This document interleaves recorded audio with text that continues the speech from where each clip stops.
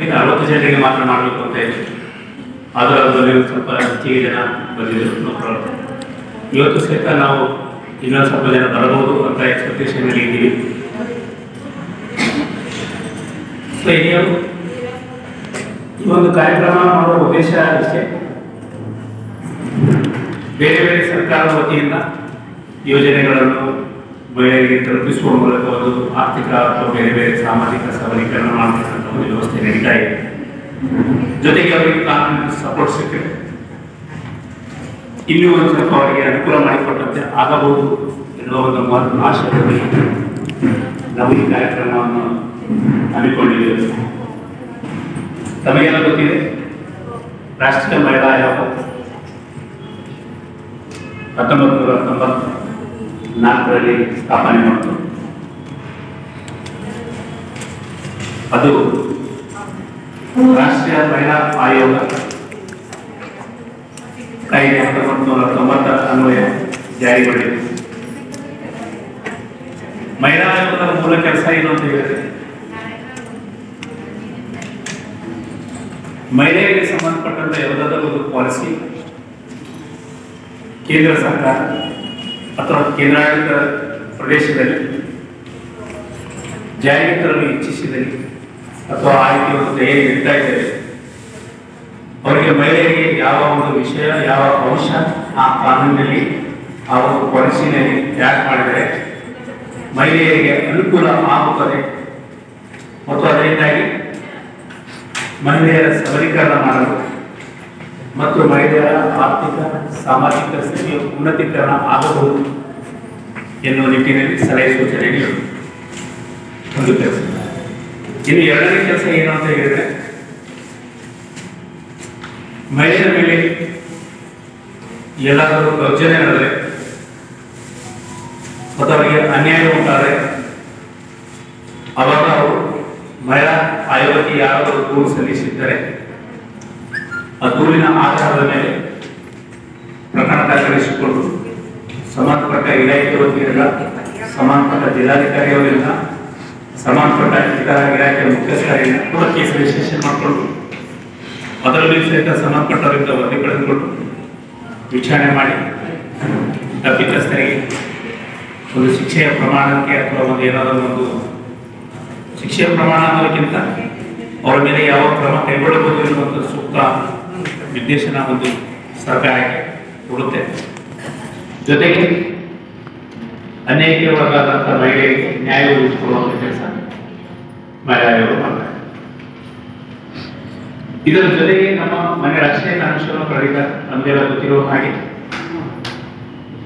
ರಾಷ್ಟ್ರೀಯ ಕಾನೂನು ಸೇವಾ ಪ್ರಾಧಿಕಾರ ಬಹಳಷ್ಟು ಯೋಜನೆಗಳನ್ನು ಹಮ್ಮಿಕೊಂಡಿದೆ ಮತ್ತು ವಿಶೇಷವಾಗಿ ಗ್ರಾಮೀಣ ಭಾಗದಲ್ಲಿ ಮಹಿಳೆಯರಿಗೆ ಕಾನೂನಿನ ಅರಿವು ಮೂಡಿಸಬೇಕು ಎನ್ನುವ ಒಂದು ಆಶಯದೊಂದಿಗೆ ಕಾಲಕಾಲಕ್ಕೆ ಅನೇಕ ಕಾರ್ಯಕ್ರಮಗಳನ್ನು ಹಮ್ಮಿಕೊಳ್ಳಲು ಎಲ್ಲ ಜಿಲ್ಲಾ ಕಾನೂನು ಸೇವಾ ಪ್ರಾಧಿಕಾರಕ್ಕೆ, ತಾಲೂಕು ಕಾನೂನು ಸೇವಾ ಸಮಿತಿಗಳಿಗೆ ನಿರ್ದೇಶನ ನೀಡುತ್ತಾ ಬರುತ್ತದೆ. ಜೊತೆಗೆ 2018ರಲ್ಲಿ ಒಂದು ನಾಸಾ ವಿಕ್ಟಿಮ್ ಸ್ಕೀಮ್ ಅಂತ ಹೇಳಿ ಮಾಡಿದ್ರು, ವಿಕ್ಟಿಮ್ ಕಂಪೆನ್ಸೇಷನ್ ಸ್ಕೀಮ್ ಅಂತ ಹೇಳಿ. ಅದರಲ್ಲಿ ಒಂದು ಅಪರಾಧದ ಪ್ರಕರಣದಲ್ಲಿ ಇನ್ನೊಂದ ಮಹಿಳೆಗೆ ಮೂಲಕ ಅವರಿಗೆ ಕಾನೂನಿನ ಅರಿವು ಮೂಡಿಸುವ ಮೂಲಕ ಅವರು ಒಂದು ಸಬಲೀಕರಣಕ್ಕೆ ಕಾರ್ಯನಿರ್ವಹಿಸ್ತಾ ಇದೆ. ಆ ನಿಟ್ಟಿನಲ್ಲಿ ಇನ್ನು ನಾವು ಈ ಕಾನೂನು ಕಾರ್ಯಾಗಾರದ ಎರಡನೇ ಕಾರ್ಯಕ್ರಮವನ್ನು ಹಮ್ಮಿಕೊಳ್ತಾ ಇದ್ದೀವಿ. ತಾವೆಲ್ಲ ಬಂದಿದೆ. ತಮ್ಮೆಲ್ಲರಿಗೆ ಜಿಲ್ಲಾ ಕಾನೂನು ಸೇವಾ ಪ್ರಾಧಿಕಾರದ ವತಿಯಿಂದ ಸ್ವಾಗತವನ್ನು ಬಯಸುತ್ತಾ, ಈಗ ನಮ್ಮ ಉಪನ್ಯಾಸಕರಿಗೆ ಆಗಮಿಸಿರುವಂಥ ಮೇಡಮ್ ಕೀರ್ತಿ ಬಳಕೆ ವಕೀಲರು ತಮ್ಮನ್ನು ಉದ್ದೇಶಿಸಿ ಕೆಲವೊಂದು ಕಾನೂನುಗಳ ಬಗ್ಗೆ ನಮಗೆ ಮಾಹಿತಿ ನೀಡುತ್ತಾರೆ. ತಾವು ಸಕ್ರಿಯವಾಗಿ ಭಾಗವಹಿಸಬೇಕು. ತಮಗೆ ಏನಾದರೂ ಡೌಟ್ಸ್ ಇದ್ರೆ ಕೇಳಬೇಕು, ಡೌಟ್ಸ್ ಅನ್ನು ಕ್ಲಾರಿಫೈ ಮಾಡಿಕೊಳ್ಬೇಕು. ಇಲ್ಲಿ ಭಾಗವಹಿಸೋದಕ್ಕಾಗಿ ತಮಗೆ ಎಲ್ಲ ಮುಂದೆ ಎಲ್ಲಾದರೂ ಒಂದು ಸಂದರ್ಭದಲ್ಲಿ ಕಾನೂನಿನ ಸಲಹೆ ಪಡ್ಕೊಳ್ಳುವಂಥ ಒಂದು ಸಂದರ್ಭ ಬಂದರೆ ಖಂಡಿತವಾಗಿಯೂ ತಾವು ನೇರವಾಗಿ ಬಂದು ಯಾವ ಸಂಸ್ಥೆಯಲ್ಲಿ ಸಹಾಯ ಪಡ್ಕೊಳ್ಬೇಕು ಅನ್ನೋದು ತಮಗೆ ಮಾಹಿತಿ ಸಿಗುವಂತಾಗುತ್ತೆ. ಒಂದು ಮತ್ತು ಯಾರು ನಿಮ್ಮ ಹತ್ತಿರ ಆ ರೀತಿ ಬಂದು ಕೇಳಿದ್ರೆ ನೀವು ಅವರಿಗೆ ಹೇಳುವಂತ ಸ್ಥಿತಿಯಲ್ಲಿ ಆಗಬೇಕು. ಅದು ನಮ್ಮ ಒಂದು ಕಾರ್ಯಕ್ರಮದ ಉದ್ದೇಶ ಇದೆ. ಸೊ ಅದಕ್ಕೆ ದಯಮಾಡಿ ತಾವೆಲ್ಲರೂ ಈ ಒಂದು ಕಾರ್ಯಕ್ರಮದಲ್ಲಿ ಸಕ್ರಿಯವಾಗಿ ಭಾಗವಹಿಸಿ ಕಾರ್ಯಕ್ರಮ ಯಶಸ್ವಿಯಾಗಲು ಕಾರಣಕರ್ತ ಆಗ್ತೀರಿ ಅಂತ ಹೇಳಿ ಆಶಿಸುತ್ತಾ ಮತ್ತು ಕಾರ್ಯಕ್ರಮ ಯಶಸ್ವಿಯಾಗಲಿ ಎಂದು ಹಾರೈಸಿ ನನ್ನ ಮಾತು ಜೈ ಹಿಂದ್ ಜೈ ಕರ್ನಾಟಕ. ಕ್ಲಾಸ್ ಆದ ನಂತರನೇ ಕೋರ್ಟಿಗೆ ಬರ್ತಾರೆ. ಅಲ್ಲಿವರೆಗೂ ಅವರು ಕೋರ್ಟಿಗೆ ಬರೋದಿಲ್ಲ. ಅವ್ರು ಕೋರ್ಟಿಗೆ ಬರ್ಬೇಕಾದ್ರೂ ಬಹಳಷ್ಟು ವಿಚಾರ ಮಾಡ್ತಾರೆ. ನನಗೆ ಏನಂತಾರ ಯಾರೇನಂತಾರ. ಯಾಕಂದ್ರೆ ಅವ್ರು ಒಂದು ಕೋರ್ಟಿಗೆ ಬರ್ಬೇಕಾದ್ರೆ ನಮ್ಮಲ್ಲಿ ಡೊಮೆಸ್ಟಿಕ್ ವೈಲೆನ್ಸ್ ಒಂದು ಹುಡುಗಿ ಬಂದು ಅಂದ್ರೂ ಅಲ್ಲಿ ಅವ್ರದ್ದು ಪ್ಯಾರೆಂಟ್ಸ್ ಅಪ್ರೂವಲ್ ಕೂಡ ಇರಬೇಕು. ಅವ್ರ ಪ್ಯಾರೆಂಟ್ಸ್ ಎಲ್ಲ ಹ್ಞೂ ಮಗ ಮಾಡು ನಾವು ಇದ್ದೀವಲ್ಲ ಹಿಂದಂದಾಗೆ ಆ ಹೆಣ್ಮಕ್ಳು ಬರ್ತಾರೆ ಸರ್ ಕೋರ್ಟಿಗೆ. ಸುಮ್ಮನೆ ಅಂತೂ ಬರೋದಿಲ್ಲ. ಮತ್ತು ಕಾನೂನು ಏನಿದೆ ಸರ್, ಎಲ್ಲೋ ನಮ್ದು ಏನು ಒಂದು ಜೀವನ ಸ್ಟೈಲ್ ಇದೆ ಅಲ್ಲ, ಲೈಫ್ ಸ್ಟೈಲು, ನನಗನ್ಸುತ್ತೆ ಎಲ್ಲೋ ಒಂದು ಡಿಸ್ಟರ್ಬ್ ಆಗಿದೆ. ಆ ಒಂದು ಡಿಸ್ಟರ್ಬ್ ಆಗಿದ್ದಕ್ಕೆ ಇವು ಇಷ್ಟೆಲ್ಲ ಕಾನೂನು ಬರ್ತಾ ಇದ್ದಾವೆ ಅಂತೀನಿ. ಇಲ್ಲ ಅಂದ್ರೆ ಈ ಕಾನೂನು ಬರ್ತಾನೆ ಇರಲಿಲ್ಲ ಸರ್. ಈಗ ನೀವೇನಂದ್ರೆ ಈ ಮೇಲ್ ಡಾಮಿನೇಟಿಂಗ್ ಸೊಸೈಟಿ ಮೇಡಮ್ ಅವ್ರು ಬಂದ್ಕೊಂಡು ಅಂತ ಇದ್ದಾರೆ ಕಾನೂನು ಬಂದಾವ್ ಸರ್. ಅವಾಗ ನೀವು ಈಕ್ವಾಲಿಟಿ ಕೊಡ್ತಿದ್ರಿ ಅಂದ್ರ ಇಷ್ಟೆಲ್ಲ ಹೆಣ್ಮಕ್ಳು ಫೈಟ್ ಮಾಡ್ತಾ ಇರಲಿಲ್ಲ, ಇಷ್ಟೆಲ್ಲ ಕಾನೂನು ಬರ್ತಾ ಇರಲಿಲ್ಲ. ಆ ಈಕ್ವಾಲಿಟಿ ಮುಂದಕ್ಕೆ ಏನದ ಅಂತಂದ್ರೆ ಝಾನ್ಸಿ ಕಿರಾಣಿಗೆ ಸಿಕ್ಕಿರ್ಬೇಕು ಅಥವಾ ಎಲ್ಲ ಎಷ್ಟೋ ಜನ ರಾಜಕೀಯ ಅವಾಗ ಏನದ ಅಂತಂದ್ರೆ ಒಂದು ರಾಜ ದರ್ಬಾರಲ್ಲಿ ಕುಂತಾಗ ಒಂದು ಡಿಸಿಷನ್ ತಗೊಂಡ್ರು ಕೂಡ ಆಮೇಲೆ ಏನದ ಅಂತಂದ್ರೆ ಅವ್ರ ರೂಮಲ್ಲಿ ಹೋಗಿ ತನ್ನ ಹೆಂಡತಿ ಜೊತೆ ಎಲ್ಲ ಡಿಸ್ಕಷನ್ ಮಾಡಿ ಆಮೇಲೆ ಒಂದು ಡಿಕ್ಲೇರ್ ಮಾಡ್ತಾ ಇದ್ರು. ಆದ್ರೆ ಈಗಿನ ಈ ಮೇಲ್ ಡಾಮಿನೇಟಿಂಗ್ ಸೊಸೈಟಿಯಲ್ಲಿ ಹೆಂಡತಿ ಅಂದ್ರೆ ಜಸ್ಟ್ ಅಡುಗೆ ಮಾಡೋದು. ನಿನ್ನೆ ನಾನು ಎಕ್ಸಾಂಪಲ್ ಹೇಳ್ತಾ ಇದ್ದೀನಿ. ಫ್ಯಾಮಿಲಿ ಕೋರ್ಟಲ್ಲಿ ನಾನು ಗಂಡ ಕ್ರಾಸ್ ಮಾಡ್ತಾ ಇದ್ದೆ, ಹೆಣ್ಮಕ್ಳ ಕಡೆ ನಾನು ಹೆಂಡತಿ ಕಡೆ ಅವನು ನಾನೇನಂದ್ರೆ ಕ್ವಶನ್ ಏನ್ ಮಾಡ್ತಾ ಇದ್ದೀನಿ, ನೋಡಿ ನಿನ್ ಮಧ್ಯದಲ್ಲಿ ಇವ್ರ ಮಧ್ಯದಲ್ಲಿ ಏನು ಇಲ್ಲಿವರೆಗೂ ಜಗಳನೇ ಇಲ್ಲ, ಮದುವೆ ಆಗಿ ಅಂದ್ರೆ ಇಲ್ಲ ಅಂತಾನೆ. ಅವನು ಇಬ್ಬರ ಮಧ್ಯದಲ್ಲಿ ಜಗಳನೇ ಇಲ್ಲ, ಒಂದು ಡೈವರ್ಸ್ ಕೇಸ್ ಯಾಕೆ ಆಗ್ತಾವ? ಯಾಕಂದ್ರೆ ಅವ್ರ ತಾಯಿ ಹೇಳುದು ಈ ರೀತಿ ಎಲ್ಲೋ ಒಂದು ಲೈಫ್ ಸ್ಟೈಲ್ ಏನಾಗ್ತಾ ಇದೆ ಅಂತಂದ್ರೆ ಯಾರೋ ಒಬ್ರು ಇನ್ಸ್ಟಿಗೇಟ್ ಮಾಡ್ತಾರೆ, ಏನೋ ಒಂದು ಆಗ್ತಾ ಇದೆ, ರಿಲೇಶನ್ಶಿಪ್ ಇಂಪಾರ್ಟೆನ್ಸ್ ಕಮ್ಮಿ ಆಗ್ತಾ ಇದೆ. ಹಾಗಾಗಿ ಏನದ ಅಂತಂದ್ರೆ ಹೆಣ್ಮಕ್ಳಿಗೆ ಮತ್ತೆ ವೈಲೆನ್ಸ್ ಆಗ್ತಾ ಇದೆ. ಅದಕ್ಕೆ ಏನದ ಅಂತಂದ್ರೆ ಕಾನೂನು ಇಷ್ಟೆಲ್ಲ ಬಂದ. ಇಲ್ಲ ಅಂದ್ರೆ ಹಿಂದಕ್ಕೆಲ್ಲ ಏನದ ಅಂತಂದ್ರೆ ಆ ರೀತಿ ಒಂದು ಮಾನ ಆ ಸನ್ಮಾನ ಹೆಣ್ಮಕ್ಳಿಗೆ ಸಿಗ್ತಾ ಇತ್ತು. ಆಮೇಲೆ ಏನಾಯ್ತು ಅಂತಂದ್ರೆ ಒಂದು ಕಾಮೋಡಿಟಿ ಅದ, ಒಂದು ವಸ್ತು. ಆ ವಸ್ತು ಯಾವಾಗ ತಿಳಿಲಕ್ಕೆ ಶುರು ಆಯ್ತಲ್ಲ ಅವಾಗ ಇವೆಲ್ಲ ಕಾನೂನು. ಸೊ ಇಂಡೈರೆಕ್ಟ್ಲಿ ಈ male dominating society became the cause for all these laws. ನಾವೇನ್ ಮಾಡಂತ ಹೇಳಿಲ್ಲ, ಅತ್ಯಾಚಾರ ಮಾಡಿದ್ರು ನಾವು ಕೇಳಿದ್ವಿ ನಾವು ಹೆಂಗ್ ಸೇಫ್ ಆಗೋಣ, ಅಲ್ಲಿ ಕಾನೂನು ಅಂತ. ಅತ್ಯಾಚಾರ ಮುಗೀತಂತ ತಿಳ್ಕೊರು, ಇವು ಕಾನೂನು ಮತ್ತೆ ಅಲ್ಲೇ ಬಿದ್ದಿರ್ತಾವ ಸರ್. ಎಲ್ಲಿವರೆಗೂ ಅತ್ಯಾಚಾರ ಚಾಲು ಇರ್ತದ ಆ ರೀತಿ ಮತ್ತೆ ಈ ಕಾನೂನು ಇಂಪ್ಲಿಮೆಂಟೇಷನ್ ಕೋರ್ಟಿಗೆ ಬರೋದು ಎಲ್ಲ ಸ್ಟಾರ್ಟ್. ಅತ್ಯಾಚಾರ ನಿಂತು ಹೋಗ್ಲಿ, ಆಮೇಲೆ ಆ ಕಾನೂನಿಗೆ ಯಾರು ನೋಡೋದಿಲ್ಲ, ಅಲ್ಲೇ ಬಿದ್ದು ಹೋಗಿರ್ತದೆ, ಡೆಡ್ ಆಗಿರ್ತದೆ. ಸೊ ಆ ರೀತಿ ಏನದ ಅಂತಂದ್ರೆ ನಮ್ಮ ಹ್ಯೂಮನ್ ಆಕ್ಟಿವಿಟೀಸ್ ಮೇಲೆ ಎಲ್ಲ ಡಿಪೆಂಡ್ ಇದೆ. ಎಲ್ಲ ಲಾ ಲೆಜಿಸ್ಲೇಷನ್ ಏನ್ ಬರ್ತಾವ, how human is activity in the society, it depends on all that. So ಅದಕ್ಕೆ ನಾ ಏನಂತ ಇದ್ದೀನಿ ಅಂತಂದ್ರೆ ನೀವು ಈ ಡೊಮೆಸ್ಟಿಕ್ ವೈಲೆನ್ಸ್ ನಿಮ್ಮಲ್ಲೂ ಆಗ್ತಾ ಇದೆ ಅಂತ ಹೇಳ್ತಾ ಇದ್ದೆ ಗಂಡ್ಸ್ ಮಕ್ಕಳ ಮೇಲೆ. ಈಗ ಹೆಂಗ ಈ ಪ್ರಾಪರ್ಟಿ ರೈಟ್ಸ್ ಎಲ್ಲ ಹೆಣ್ಮಕ್ಳು ಫೈಟ್ ಮಾಡೋದು ಏನಂತಂದ್ರೆ ಒಂದು ಎಕ್ಸಾಂಪಲ್ ಹೇಳ್ತಾ ಇದ್ದೀನಿ. ಜಸ್ಟ್ ಗಂಡು ಮಕ್ಕಳಿಗೆ ಈಕ್ವಲ್ ಶೇರ್ ಅಂದ್ರೆ ತಂದೆ ಪ್ರಾಪರ್ಟಿ ಅದು ನಮ್ಗೆ ಇರ್ಲಿಲ್ಲ ಹೆಣ್ಮಕ್ಳಿಗೆ. ಆಮೇಲೆ ಏನು ಸ್ವಲ್ಪ ರಿಸ್ಟ್ರಿಕ್ಷನ್ಸ್ ಬಂದು ಈ ರೀತಿ ಈ ಡೇಟಿಗೆ ಏನದ ಅಂದ್ರೆ ತಂದೆ ಜೀವಂತಿದ್ದಾಗ ಮಾತ್ರ ರೈಟ್ಸ್ ಕೊಡ್ಬೇಕು, ಹಂಗ ಅದಕ್ಕೂ ಫೈಟ್ ಮಾಡುದು. ಯಾವಾಗ ಕಾನ್ಸ್ಟಿಟ್ಯೂಷನ್ ಹೇಳುತ್ತೆ ಈ ಹೆಣ್ಣು ಮತ್ತು ಗಂಡು ಎರಡು ಸಮಾನ ಈಕ್ವಲ್ ಅಲ್ಲಿಂದ ಮತ್ತು ಗಂಡು ಮಕ್ಕಳಿಗೆ ಒಂದು ರೈಟ್, ಹೆಣ್ಮಕ್ಳಿಗೆ ಯಾಕೆ ಬಂದಿಲ್ಲ ರೈಟ್, ಇದು ಡಿಸ್ಕ್ರಿಮಿನೇಷನ್ ಆಗುತ್ತಲ್ಲ. ಫೈನಲಿ ಈಗ ಮೊನ್ನೆ ಏನದ ಅಂತಂದ್ರೆ ಮತ್ತೆ ವಿನೀತಾ ಶರ್ಮಾ ಕೇಸಲ್ಲಿ ಸುಪ್ರೀಂ ಕೋರ್ಟ್ ಡಿಸಿಷನ್ ಆಯ್ತು. ಇಷ್ಟು ಬೆಸ್ಟ್ ಡಿಸಿಷನ್ ಆಯ್ತು, ಎಲ್ಲ ರೀತಿಯಿಂದ ಡಿಸ್ಕ್ರಿಮಿನೇಷನ್ ಹೋಗ್ಬೇಡ, ಈಗ ಹೆಣ್ಮಕ್ಳು ಗಂಡು ಮಕ್ಕಳು ಈಕ್ವಲ್. ಸೊ ನಾವು ಫೈಟ್ ಮಾಡ್ತೀವಿ ಸರ್, ತಗೊಂಡಿವಿ, ನೀವು ಫೈಟ್ ಮಾಡ್ತಾನೆ ಇಲ್ಲಲ್ಲ.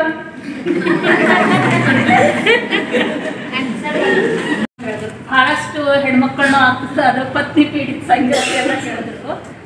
ಆದ್ರೆ ನೀವು ಕೋರ್ಟಿಗೆ ಬಂದಾಕ್ಷಣ ಕೇಸು ಬಹಳಷ್ಟು ದಿನ ನಡೀತದ, ಮುಗೆಲ್ಲ ಕೇಸು ಅಂತ ಅದು ಅರ್ಥ ಮಾಡ್ಕೊಡ್ರಿ. ಈಗ ಫಸ್ಟ್ ಆಫ್ ಆಲ್ ಮೊದಲೇನಾಗಿರ್ತದ, ಇಬ್ರದ್ದು ಜಗಳ ಆಗಿದ್ಮೇಲೆ ಅಲ್ಲಿ ಏನೂ ಬಗೆಹರಿಲ್ಲ. ಅವ್ರ ಪೇರೆಂಟ್ಸು ಇವ್ರ ಪೇರೆಂಟ್ಸು ಫಸ್ಟ್ ಕುಂತಿರ್ತಾರೆ. ಕುಂತಿದ್ದದನ್ನು ಅಲ್ಲಿನೂ ಬಗೆಹರಲಿ ನಂತರ ಏನ್ ಮಾಡ್ತಾರ ಅಂದ್ರ ಮತ್ತೆ ಯಾರ ಮಾತು ಕೇಳ್ತಾರ, ಅವ್ರ ಮನೆಗಿಂದ ಯಾರ ಮಾತು ಕೇಳ್ತಾರ, ಇವ್ರ ಮನೆಗಿಂದ ಯಾರ ಮಾತು ಕೇಳ್ತಾರ, ಅವ್ರಿಗೂ ತಂದು ಕೂಡಿಸ್ತಾರ, ಮತ್ತೊಂದು ಬೈಠಕ್ ಮಾಡಿರ್ತಾರ. ಆ ಟೈಮಿನಲ್ಲೂ ಬಗೆಹರಿಲ್ಲ. ಆ ಟೈಮಿನಲ್ಲಿ ಬಗೆಹರಿಲ್ಲ ನಂತರ ಅವ್ರು ಕೋರ್ಟಿಗೆ ಬರ್ತಾರೆ. ಕೋರ್ಟಿಗೆ ಬಂದಾಕ್ಷಣ ಏನಾಗ್ತದ ಅಂದ್ರ ಆ ಮಹಿಳೆ ಒಂದು ಡೊಮೆಸ್ಟಿಕ್ ವೈಲೆನ್ಸ್ ಆಗಲಿ ಯಾವುದೇ ಒಂದು ಕೇಸ್ ಫೈಲ್ ಮಾಡಿದ ನಂತರ ಒಂದು ಪ್ರಾಪರ್ಟಿ ನನಗೆ ರೈಟ್ ಬೇಕು, ನನಗೆ ಶೇರ್ ಬೇಕು, ಒಂದು ಪಾರ್ಟಿಷನ್ ಸೂಟ್ ಯಾವುದೇ ಒಂದು ಫೈಲ್ ಮಾಡಿದ ನಂತರ ತಕ್ಷಣ ಕೋರ್ಟ್ ಏನೋ ಆದೇಶ ಮಾಡಲ್ಲ. ಇಂಟರ್ವ್ಯೂ ಆರ್ಡರ್ ಮಾಡಿದ್ರ ನಂತರನು ಏನ್ ಮಾಡ್ತಾರ ಅಂದ್ರ ಜಡ್ಜಸ್ ಅವರು ಕನ್ಸಲೇಷನ್ ಮಾಡ್ತಾರ. ಈಗ ಡೈವರ್ಸ್ ಕೇಸ್ನಲ್ಲಿ ಇರ್ತದ, ಅವ್ರಿಗೆ ಕರೆಸ್ತಾರ, ಅವ್ರಿಗೆ ಇಂಡಿಪೆಂಡೆಂಟ್ ಆಗಿ ಇಬ್ಬರಿಗೆ ಒಂದ್ ಸೆಷನ್ ಏನಂದ್ರ ಸಪ್ರೇಟ್ ತಗೋತಾರ. ಅವ್ರದ್ದೇನ್ ಪ್ರಾಬ್ಲಮ್ ಇವ್ರದ್ದೇನ್ ಪ್ರಾಬ್ಲಮ್ ಕೇಳ್ತಾರ, ಇಬ್ರಿಗೆ ಕೂಡ್ಸ್ ಕೇಳ್ತಾರ. ಮತ್ತ ಈಗ ಮೀಡಿಯೇಷನ್ ಸೆಂಟರ್ ಅಂತಿದೆ, ಆ ಮೀಡಿಯೇಷನ್ ಸೆಂಟರ್ ನಲ್ಲೂ ಏನ್ ಮಾಡ್ತಾರ ಕೇಳ್ತಾರ.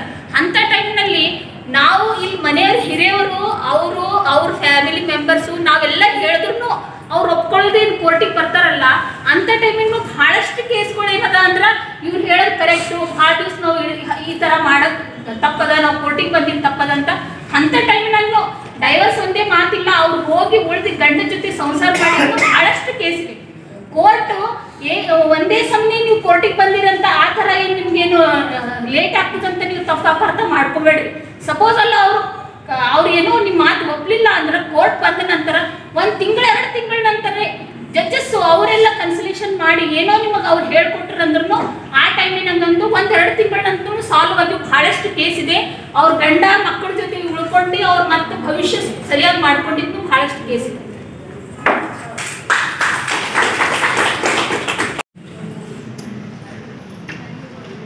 ಇಲ್ಲ, ಮಹಿಳೆಯರೆಲ್ಲ ಭಾಳ ಖುಷಿಯಾಗಿದ್ದಾರೆ, ಮೇಡಮ್ ಅವರೆಲ್ಲ ಭಾಳ ಚೆನ್ನಾಗಿದ್ದಾರೆ. ಮತ್ತು ಅವರಿಗೆ ಗಂಡು ಮಕ್ಕಳಿಗೆ ಯಾವುದೇ ರೇಟ್ ಇಲ್ಲ ಅಂದಾಗ ಭಾಳ ಖುಷಿ ಆಯಿತು, ಭಾಳ ಖುಷಿ ಆಯಿತು. ಅಟ್ ದಿ ಸೇಮ್ ಟೈಮ್ ನಮ್ಮ ಟೀಚರ್ ಅವರು ಕೇಳಿದ್ರು, ನಮಗೆಲ್ಲ ತೊಂದರೆ ಭಾಳ ಇದೆ, ನಾವೇನು ಮಾಡೋದು ಅಂತ ಹೇಳಿದ್ರು. ಸೈನೇ ಇರಲಿ. ಮೇಡಮ್ ಅವ್ರಿಗೆ ಹೇಳಿದಾಗೆ ಕಾರಣಗಳು ಸುಮ್ಮನೆ ಆಗಿದೆ, ಅದಕ್ಕೆ ಉದಾಹರಣೆಗಳು ಅಂತ ಹೇಳಿ ಅದು ಬರೋದಕ್ಕೆ ಏನು ಕಾರಣ ಇರಬಹುದು ಅಂತ ನಾವೆಲ್ಲ ವಿಚಾರ ಮಾಡ್ತಾ ಇದ್ದೀವಿ. ಅವರು ಮೇಡಮ್ ಚಿಂತಾಮಣಿ ಅಂತ ಹೇಳಿ ಇದ್ದಾರೆ ಬೆಂಗಳೂರಲ್ಲಿ, ಮೀಡಿಯೇಟರ್ಸ್ ಟ್ರೈನ್ ಮೀಡಿಯೇಟರ್ಸ್ ಇದ್ದಾರೆ ಮತ್ತು ಅವ್ರು ಮಾಸ್ಟರ್ ಟ್ರೈನ್ ಮಾಡಿದ್ರು. ಭಾಳ ಚೆನ್ನಾಗಿರುತ್ತೆ. ಯಾವುದು ಡಿಬೇಟ್ ಯಾಕೆ ಬಂತು ಅಂತೇಳಿ ಮೇಡಮ್ ಅವ್ರು ಹೇಳಿದ್ರು, ಮೇಡಮ್ ಮುಲಿಯವರು ಹೇಳಿದರು, ಡಿಬೇಟ್ನಲ್ಲಿ ಬರೀ ನಮಗೆ ಮೇಂಟೆನೆನ್ಸ್ ಮಾತ್ರ ಸಿಗ್ತಾ ಇದೆ, ಬೇರೆ ರಿಲೀಫ್ಗಳು ಸಿಗ್ತಾ ಇಲ್ಲ ಅಂತ. ಕರೆಕ್ಟ್, ಇದರಲ್ಲೂ ಮೇಂಟೆನೆನ್ಸ್ ಸಿಗುತ್ತೆ ಮತ್ತು 125 CRPC ಹೋದ್ರು ಅಲ್ಲೂ ಮೇಂಟೆನೆನ್ಸ್ ಇದೆ. ಮತ್ತು ಒಂದು ಕಡೆಗೆ ಸಿಗುವಂಥ ಪ್ರಾವಿಷನ್ ಇದ್ದಾಗ ಇನ್ನೊಂದು ಪ್ರಾವಿಷನ್ ತರೋಂಥ ಅವಶ್ಯಕತೆ ಯಾಕೆ ಬರುವುದು ಅಂತ ನೋಡಿ. 125 CRPC ರಿಸ್ಟ್ರಿಕ್ಟ್ ಏನದು, ಗಂಡ ಇರ್ತಾರೆ, ಹೆಂಡತಿ ಮಕ್ಕಳಿಗೆ ಬಿಟ್ಕೊಟ್ಟಿರ್ತಾನೆ, ಅವ್ರಿಗೆ ಮೇಂಟೈನ್ ಮಾಡಬೇಕು. ಅನಿವಾರ್ಯವಾಗಿ ಅವರು ತವ್ರ ಮನೆಗೆ ಹೋಗುವಂಥ ಸಂದರ್ಭ ಬರ್ಬೋದು. ತವ್ರ ಮನೆಗೆ ಹೋದ್ಮೇಲೆ ತಂದೆ ತಾಯಿ ಯಾವುದೇ ಒಂದು ಲೆಕ್ಕಾಚಾರದಲ್ಲಿ ಇರ್ತಾರೆ, ಎಲ್ಲ ಬಿದ್ದರೆ ನೋ ಪ್ರಾಬ್ಲಮ್. ಎಲ್ಲ ಬಿಡಲಿಲ್ಲ ಅಂತ ಹೇಳಿದ್ರೆ ಮತ್ತೆ ಪುನಃ ಅವರಿಗೆ ಬಾಕಿ ಮಾಡಿ ಹಾಕಿಸಬೇಕು ಸಂದರ್ಭ. ಇಲ್ಲ ಅಂತ ಹೇಳಿದ್ರೆ ಇವರು ಮತ್ತೆ ಕೂಲಿ ನಾನೇ ಮಾಡಿ ಬದುಕಬೇಕು. ನಾವು ನಿನ್ನೆ 2ನೇ ದಾಟಿನಲ್ಲಿ ಯಾವುದೋ ಊರಿಗೆ ಹೋಗ್ತೇವೆ ಕಾರ್ಯಕ್ರಮ ಮಾಡಿ, ಒಂದು 8-10 ಜನ ಬುದ್ಧಿ ಕಟ್ಕೊಂಡು ಹೋಗ್ತಾ ಇದ್ದಾರೆ. ನಾವೊಂದು ಇಷ್ಟು ಜನ ಹೆಣ್ಮಕ್ಳು ಒಟ್ಟಿಗೆ ಹೋಗ್ತಾ ಇದ್ದಾರೆ, ನೋಡೋಣ ಇವರಿಗೆ ಒಂದು ಸ್ವಲ್ಪ ಮಾತಾಡ್ಸ್ಕೊಂಡು ಹೋಗೋಣ ಅಂತ ಹೇಳಿ ನಮ್ಮ ಜೀಪ್ ನಿಲ್ಲಿಸಿ ಎಲ್ಲರಿಗೂ ಕೇಳಿದ್ವಿ. ಅಲ್ಲಿ ಒಬ್ಬರಿಗೆ ತೋರಿಸಿ, ಸರ್ ನನ್ನ ಗಂಡ ಭಾಳ ಕುಡಿತಾನೆ, ಕುಡ್ದಿಟ್ಟು ಭಾಳ ಉಳಿತಿದ್ದ ಅಂತ ಹೇಳಿ ಗಂಡನಿಗೆ ಬಿಟ್ಟು ಬಂದೀನಿ. ನನಗೆ 2 ಜನ ಮಕ್ಕಳು, ಒಂದು ಗಂಡು ಮಗು ಇದೆ, ದೊಡ್ಡದು ಅವ್ರ ಕಡೆಗಿದೆ, ಹೆಣ್ಮಗಳು ತೊಗೊಂಡು ಬಂದಿದ್ದೀನಿ. ಈಗ ಎಲ್ಲಿ ಹೋಗ್ತಾ ಇದ್ದೀವಿ ಅಂದ್ರೆ ಕೂಲಿ ಮಾಡೋಕ್ಕೆ ಹೋಗ್ತಾ ಇದ್ದೀವಿ ಅಂತ ಹೇಳಿ ಎಕ್ಸಾಕ್ಟ್ಲಿ ಸೇಮ್ ಇನ್ಸಿಡೆಂಟ್. ನಾವು ಮತ್ತೆ ನೀವು ಮತ್ತೆ ಟ್ರೈ ಮಾಡಿ ನನಗೆ ಹೋಗಿದ್ದೆ, ಇಲ್ಲ ಅವ್ನು ಬಂದಿದ್ದ ತೆರೆಯೋದಕ್ಕೆ ಅದನ್ನು ಕುಡಿತಾನೆ ಅಂತ ಹೇಳಿ ನಮ್ಮ ಮನೆಗೆ ಕಳಿಸ್ಲಿಕ್ಕೆ ರೆಡಿ ಇಲ್ಲ. ಹೋಗ್ಲಿ ಅವ್ರು ಕುಡಿಯೋಬಿಟ್ರು ಹೋಗ್ತೀನಿ, ಅವಾಗ ವಿಚಾರ ಮಾಡ್ತೀನಿ. ಎಲ್ಲ ಒಂದು ಕಡೆ ನಾನು ಅಂದ್ಕೊಂಡೆ ಎಲ್ಲೋ ಇದು ಏನಂದ್ರೆ ಕನ್ವಿನ್ಸಿಂಗ್ ಅಥವಾ ಕೌನ್ಸಿಲಿಂಗ್ ಕೊರತೆ ಇದೆ. ಕೌನ್ಸಿಲಿಂಗ್ ಆದರೆ ಬಹುಶಃ ಶಿಕ್ಷಕ ಆಗ್ಬೋದು ಅಂತ ನಾವು ಅಂದ್ಕೊಂಡು ನಾವು ಕಾಲೇಜ್ ಬನ್ನಿ ಅವ್ರನ್ನ ಕರೆಸಿ ನೋಡೋಣ ಏನಾದ್ರು ಅಂತ. ಬಹುಶಃ ಇದು ಒಂದು ಉದಾಹರಣೆ ನಮಗೆ ಸಿಕ್ಕಿದೆ, ಬೇರೆ ಕಡೆಯೂ ಇಂಥ ಭಾಳಷ್ಟು ಇರೋದು. ಈಗ ನೋಡಿ ಅಲ್ಲಿ ಮದುವೆ ಅಂತ ಹೇಳಿದ್ರೆ ಲೀಗಲಿ ವೆಡೆಡ್ ವೈಫ್ ಅಂತ ಹೇಳಿ 125 ಹೇಳ್ತೀವಿ. ಲೀಗಲಿ ವೆಡೆಡ್ ವೈಫ್ ಅಂತ ಹೇಳಿದ್ರೆ ಅವರು ಒಂದೇ ಹೆಂಡತಿ ಆಗಿರ್ಬೇಕು, ಎರಡನೇ ಹೆಂಡತಿ ಸ್ಕೋಪ್ ಇಲ್ಲ. ಈಗ ಸಪೋಸ್ ಎರಡನೇ ಹೆಂಡತಿ ಮದುವೆ ಮಾಡ್ಕೊಂಡು ಗೊತ್ತಿಲ್ಲ ಅವರು ಇವರು ಮೊದಲನೇ ಮದುವೆ ಆಗಿದೆ ಅಂತ ಗೊತ್ತಿಲ್ಲ, ಏನು ಚೀಟಿಂಗ್ ಮಾಡೋದು ಮುಚ್ಚಿಲ್ಲ, ಕನ್ಸೀಲ್ಮೆಂಟ್ ಆಫ್ ಫ್ಯಾಕ್ಟ್. ಅವಾಗ ಮದುವೆ ಮಾಡ್ಕೊಂಡಾಗ ಎರಡನೇ ಹೆಂಡತಿ ಬಿಟ್ಕೊಂಡ, ಎರಡನೇ ಹೆಂಡತಿ ಸ್ವಲ್ಪ ದಿವಸ ಉಳಿದ ಒಂದು 2 ಮಕ್ಕಳು ಬಿಟ್ಕೊಂಡ. ಅವಾಗ ಅವಳೇನು ಮಾಡಬೇಕು, 125 ಹೋಗ್ಬೇಕಾದ್ರೆ ಲೀಗಲಿ ಬೇಡ ಆಲ್ರೆಡಿ ಮೊದಲನೇ ಹೆಂಡತಿ ಇದ್ದಾರೆ, ಇವನಿಗೆ ಬಿಟ್ಟು ಹೋಗಿಲ್ಲ ಈಗ. ಅವ್ರ ನನ್ನ ಮೊದಲನೇ ಹೆಂಡತಿ ಈ ಊರಲ್ಲಿ ಇದ್ದಾರೆ, ಇನ್ನು ಜೀವಂತ ಇದ್ದಾರೆ, ಎರಡನೇ ಹೆಂಡತಿ ಮೇಂಟೆನೆನ್ಸ್ ಕೊಡ್ಲಿಕ್ಕೆ ಬರೋದಿಲ್ಲ, 125 ಬರೋದು. ಈಗ ಇವು ಮದುವೆ ಮಾಡ್ಕೊಂಡಿದ್ದಾರೆ, 2 ವರ್ಷ 3 ವರ್ಷ 4 ವರ್ಷ ಸಂಸಾರ ಮಾಡಿದ್ದಾರೆ, ಮಗು ಎತ್ತಿದ್ದಾರೆ, ಮುಂದೆ ಅವಳಿಗೆ ಮೇಂಟೆನೆನ್ಸ್ ಕೊಡು ಅಂತ ಹೇಳಿದ್ರೆ 125 ಇರುತ್ತೆ. ಅದು ಯಾವಾಗ ಲಾಭ ತಗೋತಾರ ನಾವು ಲೀಗಲಿ ಬೇಟೆಡ್ ಬರೀತೀವಿ. ಅದೊಂದು ಲಾಭ ತಗೊಂಡು ನಾವು ಕೊಟ್ಟನವ್ರು ಹೇಳ್ತೀವಿ ಅಂತ ಹಿಂಗೆ ಆಯ್ತು, ಇದು ಬೇಡ ಕೊಡ್ಲಿಕ್ಕೆ 125 ಕೊಡ್ತೀವಿ, ಕೊಟ್ಟನವರು 125 ಮೇಂಟೆನೆನ್ಸ್ ಕೊಡಬೇಕು. ಈಗ 2005ಕ್ಕೆ ಹಿಂದೆ ಹೋಗಿತ್ತು, ಅವಾಗ ಈ ಎರಡನೇ ಹೆಂಡತಿ ಏನು ಮಾಡಬೇಕಿತ್ತು, ಏನು ಮಾಡಲಿಕ್ಕೆ ಇಲ್ಲ. ಆ ವಿಷಯದ ಮನೆಗಂಡನೆ ಮಾಡಿ ಏನು ಮಾಡಿದ್ರು, ಅವಳಿಗೂ ಏನಾದರೂ ಬರಬೇಕು ಅಂತ ಹೇಳಿ 125 ಸಾರಿ ಡಿ.ವಿ. ಆಕ್ಟ್ ತಂದು. ಡಿ.ವಿ. ಆಕ್ಟ್ನಲ್ಲಿ ಈಗ ಏನಂತ ಹೇಳ್ತೀವಿ, ಒಂದು ಮನೆಯಲ್ಲಿ ನೋಡಿದ್ರೆ ಅದು ಈ 2 ಜನ ಮಕ್ಕಳಾಯಿತು, ಅವರಿಗೂ ಮೇಂಟೆನೆನ್ಸ್ ನಾವು ಡಿ.ವಿ. ಆಕ್ಟ್ನಲ್ಲಿ ಕೊಡ್ಬೋದು. ಆಲ್ಮೋಸ್ಟ್ ನೀವೆಲ್ಲ ಕೆಲಸ ಮಾಡುವಂಥ ವ್ಯಕ್ತಿ ಇದ್ದೀರಿ, ಗೊತ್ತಿಲ್ಲ ನಮಗೆ ನಿಮ್ಮ ಪರಿಸ್ಥಿತಿ ಹೇಗಿದೆಯೋ ಅಂತ ಹೇಳಿ. ಮನೆಯಲ್ಲಿ ನಿಮ್ಮ ಜೊತೆ ನಿಮ್ಮ ಲೈಫ್ ಪಾರ್ಟ್ನರ್ಸ್ ಹೇಗಿದ್ದಾರೋ ಹೀಗೆ ನಿಮ್ಮ ಬಹಳಷ್ಟು ಕಡೆ ಎಲ್ಲ ಬೆಂಗಳೂರಿನಲ್ಲಿ ಎಲ್ಲ ಕಂಪ್ಲೇಂಟ್ಸ್ ಹೇಳು, ಸರ್ ನಮ್ಮ ATM ಕರ್ಕೊಂಡಿದ್ದಾರೆ, ನಾವು ದುಡಿತೀವಿ, ಬೆಳಗ್ಗೆ ಒಬ್ಬರು ಖರ್ಚಿಗೆ ಕೊಡ್ತಾರೆ, ಮತ್ತೆ ಸಾಯಂಕಾಲ ಬರ್ತೀವಿ, ಮನೆ ಊಟ ಮಾಡ್ತೀವಿ, ಅಡುಗೆ ಮಾಡ್ತೀವಿ, ಮನೆ ಮಲ್ಕೊಡ್ತೀವಿ, ಮತ್ತೆ ಸ್ಯಾಲ್ರಿ ಆದ ತಕ್ಷಣ ಅವ್ರಿಗೆ ಮೆಸೇಜ್ ಬರುತ್ತೆ, ನೋಡ್ತಾನೆ ಹೋಗಿ ATM ನಾನು ತರ್ತಾನೆ, ಅವರೇ ಕೊಡ್ತಾರೆ, ನಮಗೆ ಖರ್ಚಿಗೆ ಕೊಡ್ತಾರೆ ಅಂತ ಭಾಳಷ್ಟು. ಇದೇನಾಯ್ತು, ಎಕನಾಮಿಕ್ ಅಬ್ಯೂಸ್. ನೀವು ದುಡಿತಾ ಇದ್ದೀರಿ, ಸಂಬಳ ತಗೊಳಕ್ಕೆ ನಿಮಗೆ ಹಾಕಿಲ್ಲ. ಭಾಳಷ್ಟು ಜನ ಗಂಡ್ಮಕ್ಳು ಮಾಡ್ತಾರೆ. ಸೊ ಅವಾಗ ಎಕನಾಮಿಕ್ ಅಬ್ಯೂಸ್ ಆಗುತ್ತೆ. ಅವಾಗ ಸಪೋಸ್ ನೀವು ಡಿ.ವಿ. ಆಕ್ಟ್ನಲ್ಲಿ ಕೇಸ್ ಹಾಕಿ ನನ್ನ ATM ನಮಗೆ ಕೊಡಿಸ್ರಿ ಅಂತ ಕೇಳಿ ಕೇಸ್ ಹಾಕ್ಬೋದು, ಅವಕಾಶ ಇದೆ. ಆದರೆ ಯಾರು ಮುಂದೆ ಬರ್ತಾರೆ.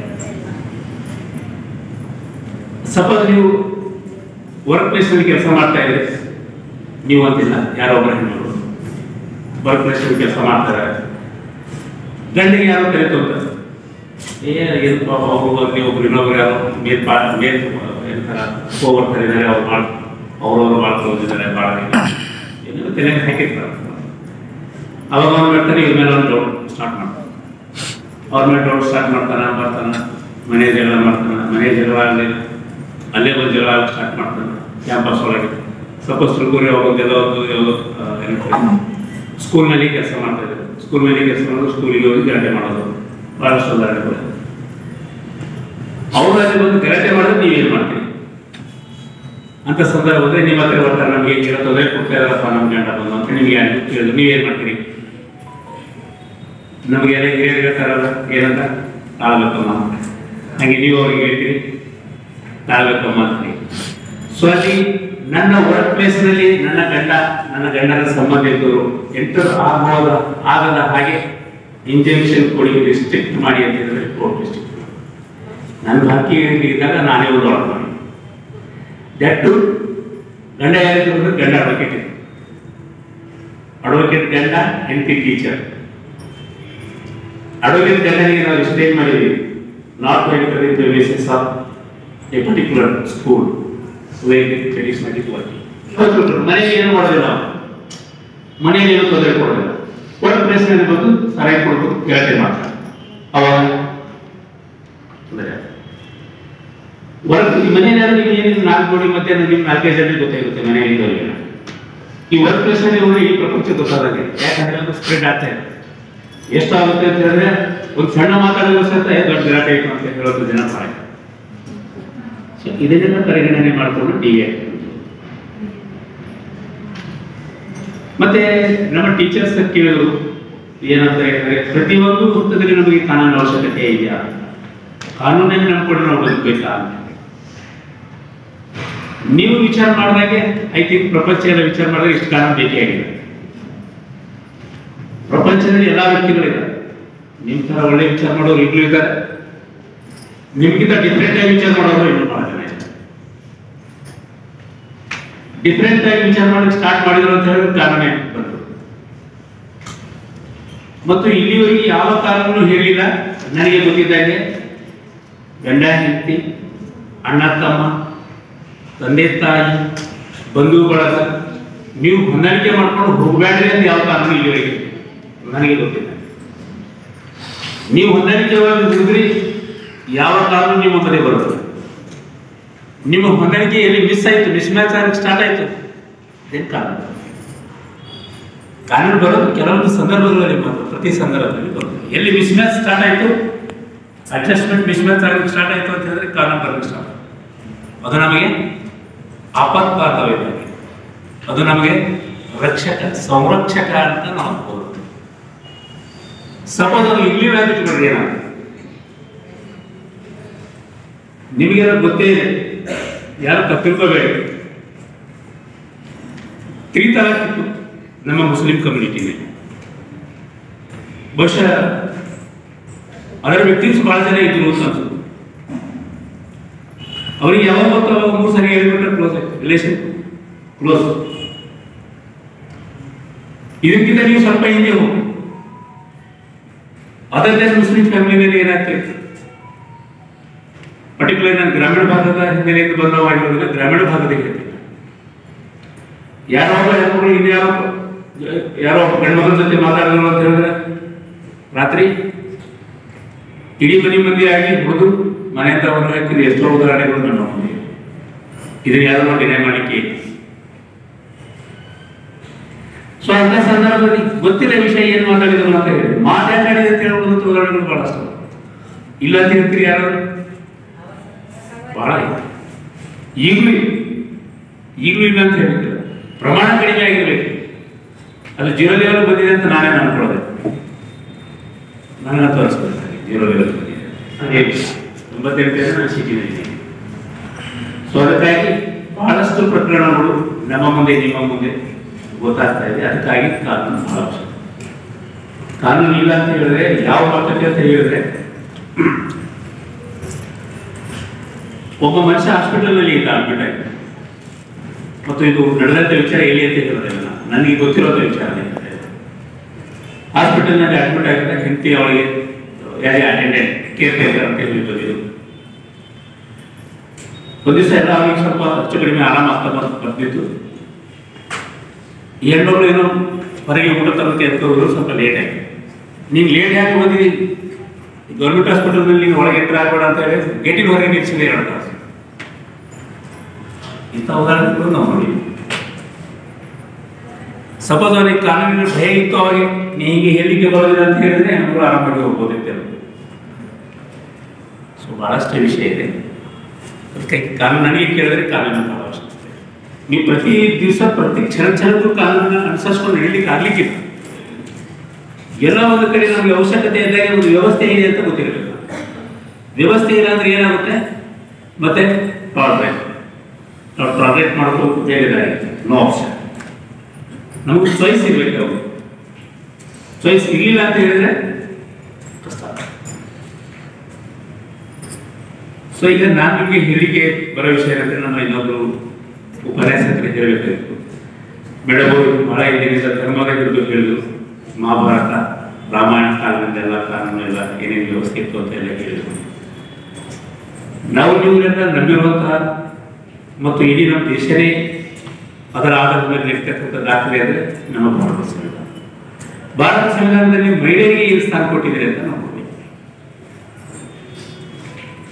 ಭಾರತ ಸಂವಿಧಾನವನ್ನು ಅನುಸರಿಸಿ ನಾವು ಹೇಳೋದಾದ್ರೆ, ಕಾನೂನಿನ ಮುಂದೆ ಎಲ್ಲರೂ ಸಮಾನ. ಯಾವುದೇ ಸಂದರ್ಭದಲ್ಲಿ ಆರ್ಟಿಕಲ್ 14 ಇರುತ್ತೆ, ಕಾನೂನಿನ ಮುಂದೆ ಎಲ್ಲರೂ ಸಮಾನರು. ಇವರು ಮಹಿಳೆ ಇದ್ದಾಳೆ ಅನ್ನೋ ಕಾರಣಕ್ಕಾಗಿ ಡಿಸ್ಕ್ರಿಮಿನೇಟ್ ಮಾಡುವಂಗಿಲ್ಲ. ಇವರು ಪುರುಷ ಇದ್ದಾನೆ ಅನ್ನೋ ಕಾರಣಕ್ಕಾಗಿ ಅವರಿಗೆ ಟಾಪ್ ಪ್ರಯಾರಿಟಿ ಕೊಡಲಿಕ್ಕೆ ಇಲ್ಲ. We must think both of them as they are equal.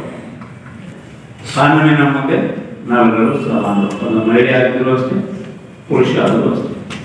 ಇಲ್ಲಿ ಪುರುಷ ಪ್ರಧಾನ ಅಂತನೂ ಇಲ್ಲ, ಮಹಿಳಾ ಪ್ರಧಾನ ಅಂತನೂ ಇಲ್ಲ. ನಾವು ಯಾರಿಗೆ ಇರಲಿಕ್ಕೆ ನಮ್ಮ ಪ್ರಿಯಂಬರದಲ್ಲಿದೆ ಇದು justice for all. Justice for all citizens of India, politically, economically and socially. So ಅದಕ್ಕಾಗಿ ನಮ್ಮ ಸಂವಿಧಾನ ಅಂತ ಹೇಳಿ ಬಂದರೆ ಮಹಿಳೆಯರ ವಿಷಯಕ್ಕೆ ಸಮಾನತೆ ಒದಗಿಸಿಕೊಳ್ಳಲಿಕ್ಕೆ ಒಂದು ವ್ಯವಸ್ಥೆ ಆಗ್ತೀವಿ. ನೆಕ್ಸ್ಟ್ ನೋಟ್ 15ಗೆ ಬಂದರೆ ನೋ ಡಿಸ್ಕ್ರಿಮಿನೇಷನ್. ಹೆಣ್ಮಗಳು ಇದ್ದಾರೆ ಅಂತ ಹೇಳಿ ನಾವು ಯಾವುದೇ ತರಹದ ಡಿಸ್ಕ್ರಿಮಿನೇಷನ್ ಮಾಡಲಿಕ್ಕೆ ಇಲ್ಲ. ಆದರೆ ಪಾಸಿಟಿವ್ ಡಿಸ್ಕ್ರಿಮಿನೇಷನ್ ಮಾಡಬಹುದು. ಪಾಸಿಟಿವ್ ಡಿಸ್ಕ್ರಿಮಿನೇಷನ್ ಹೇಗೆ? ಮಹಿಳೆಯರ ಒಂದು ಸ್ಥಿತಿಗತಿ, ಸಾಮಾಜಿಕ ಸ್ಥಿತಿಗತಿ ಉನ್ನತೀಕರಣಕ್ಕಾಗಿ ಅಥವಾ ಸಬಲೀಕರಣಕ್ಕಾಗಿ ಅವರಿಗೆ ಕೆಲವೊಂದು ವಿಶೇಷವಾದಂತಹ ಕಾನೂನುಗಳನ್ನು ಮಾಡಬಹುದು. ಅದು ಪಾಸಿಟಿವ್ ಡಿಸ್ಕ್ರಿಮಿನೇಷನ್. ಆದರೆ ನೆಗೆಟಿವ್ ಡಿಸ್ಕ್ರಿಮಿನೇಷನ್ ಯಾರು ಮಾಡಲಿಕ್ಕೆ ಇಲ್ಲ. ಆರ್ಟಿಕಲ್ 16 ಬಂತು ಅಂತ ಹೇಳಿದ್ರೆ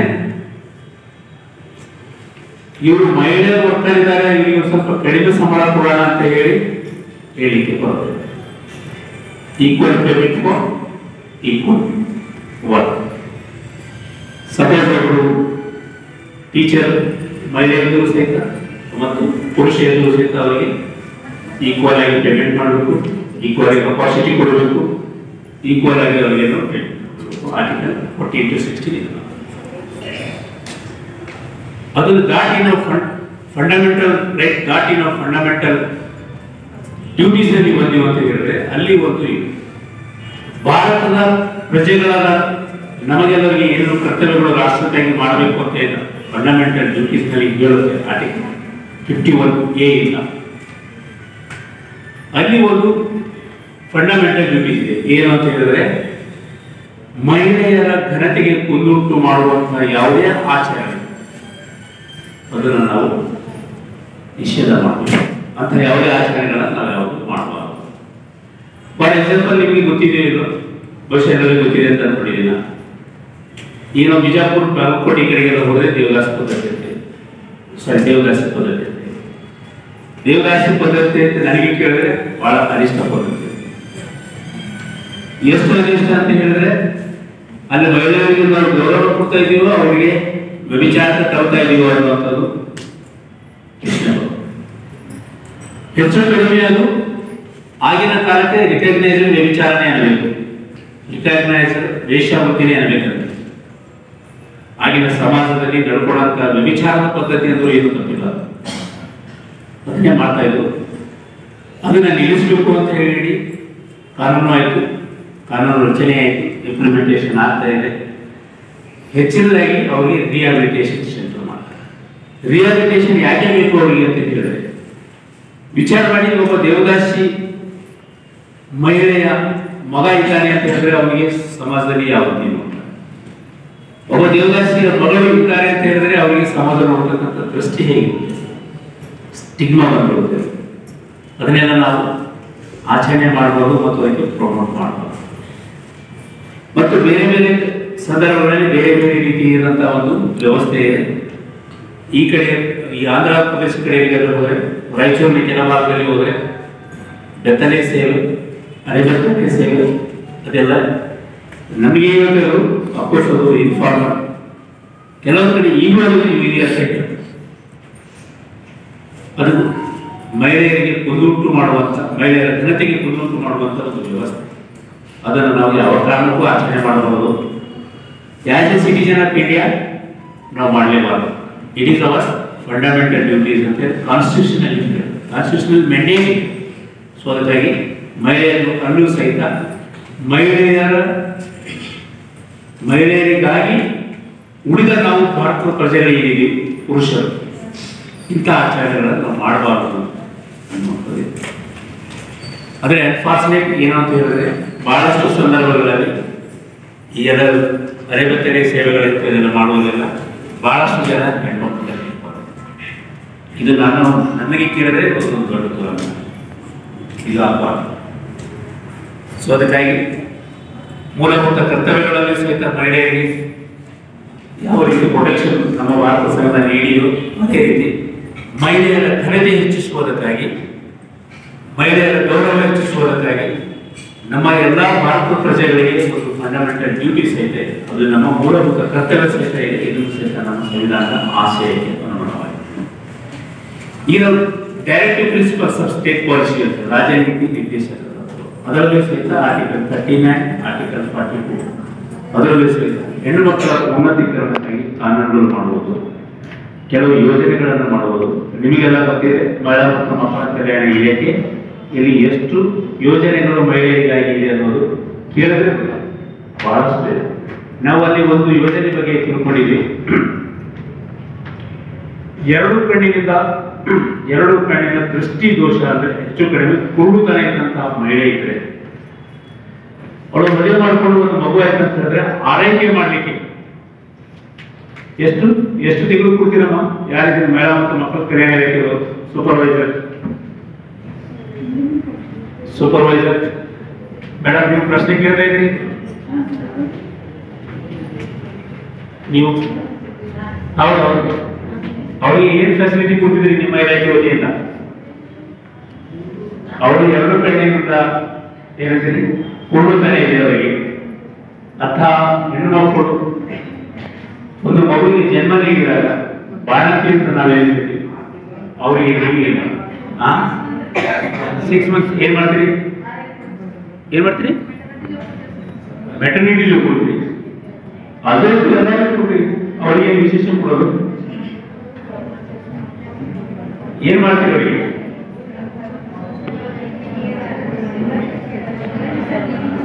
ಮಹಿಳಾ ಮತ್ತು ಮಕ್ಕಳ ಕಲ್ಯಾಣ ಇಲಾಖೆಯವರಿಗೆ ಗೊತ್ತಿರಬೇಕು.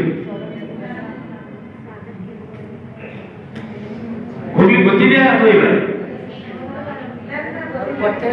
ಗೊತ್ತೇ ಇಲ್ವಾ? ಸ್ವಾಗತ ಕೇಂದ್ರ ಸ್ವಾಗತ ಕೇಂದ್ರಕ್ಕಾಗಿ ಏನ್ ಮಾಡ್ತೀರಿ? ಅಲ್ಲದೆ ಎಲ್ಲರಿಗೆ ಹಾಕ್ತೀವಿ. ಸ್ವಾಗತ ಕೇಂದ್ರದ ಎಲ್ಲರೂ ಇರ್ತಾರೆ ಕಾಮನ್ ಆಗಿ. ಪರ್ಟಿಕ್ಯುಲರ್ ನಾನು ಕೇಳ್ತಾ ಇದ್ದೀನಿ, ಕಣ್ಣಿಲ್ಲಾರ್ದಂತ ದೃಷ್ಟಿ ಇಲ್ಲಾರ್ದಂತ ಹೆಣ್ಮಕ್ಳು ದೃಷ್ಟಿನೇ ಇಲ್ಲ ಅವರಿಗೆ ಏನ್ ಮಾಡ್ತೀವಿ? ಹೋಗ್ಲಿ, ನಾನು ಇನ್ನೊಂದು ಪ್ರಶ್ನೆ ಕೇಳ್ತೀನಿ. ಆ ದೃಷ್ಟಿ ಇಲ್ಲಾರ್ದಂತ ಹೆಣ್ಮಗಳು ತನ್ನ ಮಗುವಿಗೆ ಆರೈಕೆ ಮಾಡಲಿಕ್ಕೆ ಆಗುತ್ತಂತ ಪ್ರಾಪರ್ಲಿ ಇನ್ ಪ್ರಾಪರ್ ಮ್ಯಾನರ್ ಅವ್ರು ಆರೈಕೆ ಮಾಡಬಹುದಾ ಮಗುವಿಗೆ?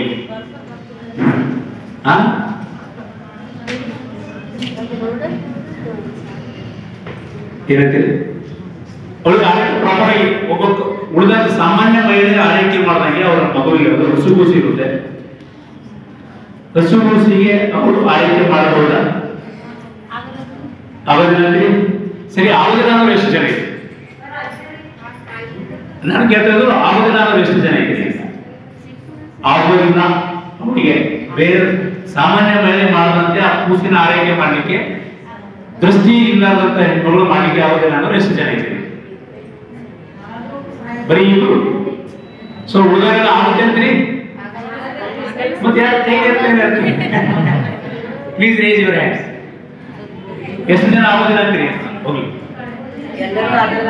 ಎಲ್ಲರೂ ಆಗೋದಿಲ್ಲ ಅಂತೀರಿ. ಅವ್ರೊಬ್ರು ಮೇಡಮ್ ಮಾತ್ರ ಆಗೋದಿಲ್ಲ ಆಗ್ತದೆ ಅಂತ ಹೇಳಿ. ಈಗ ನಾನು ಹೇಳ್ತೀರಿ, ಮಗು ಅಳ್ತಾ ಇದೆ ಅಂದ್ರೆ ಸ್ವಲ್ಪ ಮೇಲೆ ನಾವು ಅಬ್ಸರ್ವ್ ಮಾಡೋದು. ಹೌದಾ? ಮಗು ಅಳ್ತಾ ಇಲ್ಲ, ಸುಮ್ಮನೆ ಅಲ್ಲಾದ್ರೆ ಏನೋ ಕವಿತೆ ಒಳಗೆ ಫೀಲ್ ಮಾಡ್ಕೋತೀವಿ ಅಂತ ನಿಮ್ಗೆ ಗೊತ್ತಾಗೋದು ಹೇಗೆ? ದೃಷ್ಟಿ ಇದ್ರೆ ನೋಡ್ಬೋದು. ದೃಷ್ಟಿನೇ ಇಲ್ಲ ನಿಮಗೆ, ಹೇಗೆ ನೋಡ್ತೀರಿ? ಈ ಮಗುವಿಗೆ ಏನಾದರೂ ನೀವು ಒಂದು ಬಟ್ಟೆ ಹಾಕೋದಾದ್ರೆ ಅಥವಾ ಮಗುವನ್ನು ಇರ್ತಾರೆ ನೇಚರ್ ಕಾಲ್ ಆದಾಗ ಅದನ್ನ ಅಟೆಂಡ್ ಮಾಡೋದಾದ್ರೆ ನಿಮಗೆ ಹೇಗೆ ಗೊತ್ತಾಗುತ್ತೆ? ಒಬ್ಬರು ಅಟೆಂಡೆನ್ಸ್ ಬೇಕು ಅಂತ ನಾನು ಹೇಳ್ತೀನಿ. ಇದಕ್ಕೆ ಎಷ್ಟು ಜನ ಒಪ್ಕೋತೀರಿ? ಒಬ್ಬರು ಅಟೆಂಡೆನ್ಸ್ ಬೇಕು ಅಂತ, ಕೇರ್ ಟೇಕರ್ ಒಬ್ರು ಬೇಕು ಅಂತ ಎಷ್ಟು ಜನ ಒಪ್ಕೋತೀರಿ? ಎಲ್ಲರೂ ಒಪ್ಕೋತೀರಾ? ಓಕೆ, ಈಗ ತಿಳ್ಕೊಂಡ್ರೆ ಅವ್ರು ಒಬ್ಬರೇ ಇದಾರೆ ಮನೆಯಲ್ಲಿ, ಗಂಡ ಹೆಂಡತಿ ಅಷ್ಟೇ. ಗಂಡಕ್ಕೆ ಹೆಚ್ಚು ಕಡಿಮೆ ದೃಷ್ಟಿ ಇಲ್ಲ, ಹೆಣ್ಣುಗಳಿಗೆ ಇಲ್ಲ. ಅವಾಗ ಏನ್ ಮಾಡ್ತೀವಿ? ಏನಮ್ಮ? ಅಲ್ಲ, ಮೊದಲಿನಿಂದ ಮಕ್ಕಳು ಇರ್ತಾವ್ರಿ ಅವ್ರಿಗೆ.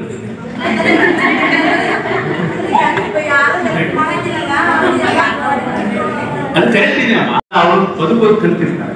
ಬಟ್ ಮಗು ಸಾಕಾಗೋದಿಲ್ಲಲ್ಲ, ಅದು ಟ್ರಯಲ್ ಅಂಡ್ ಎರರ್ ಮೆಥಡ್ ಮಗು ಜೊತೆ ನಾವು ಮಾಡ್ಲಿಕ್ಕಿಲ್ಲ. ನಾನು ಅದಕ್ಕೆ ಹಸು ಕೂಸು ಅಂತ ಹೇಳ್ತೇನೆ. ಏನ್ ಮಾಡಿ ಬೇಕಾದ್ರೂ ಹೀಗಾಗಿ ಯಾರು ಇಲ್ಲ, ಅವಾಗ ಏನ್ ಮಾಡಿ, ಯಾರು ಇಲ್ಲ, ನೀವು ಮಾಡ್ತೀರಾ? Yes, exactly. ಅಲ್ಲಿ ಏನಿರುತ್ತೆ, ಆರೈಕೆದಾರರಿಗೆ ಪ್ರತಿ ತಿಂಗಳು 2,000ದಂತೆ 24 ತಿಂಗಳವರೆಗೆ ನೀವು ಅಲವನ್ಸ್ ಕೊಡಿ. ಮಹಿಳಾ ಮತ್ತು ಮಕ್ಕಳ ಕಲ್ಯಾಣ ಇಲಾಖೆದು ಅವ್ರ ಅಟೆಂಡೆಂಟ್ ಯಾರು ವರ್ಕ್ ಮಾಡ್ತಾರೆ, ಹೊರಗಿನವರು ಇದನ್ನು ಸೇರಿ ಕೊಡಬೇಕು.